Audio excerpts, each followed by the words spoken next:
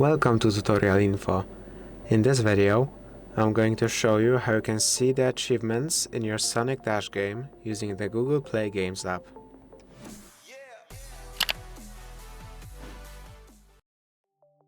First, you want to make sure you have the Play Games app installed. You can check that in the Google Play Store. If you don't have it, you can just search up Google Play Games and then install it here, then open it. In here, either under Home, under Continue Playing, or in the Library, you can tap on the game and then tap on Achievements to see your achievements.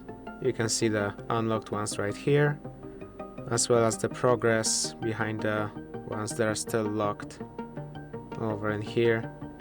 You can see which ones you're missing to possibly have a goal to aim to. Then once you're finished looking through, you can go back and tap play to return to the game.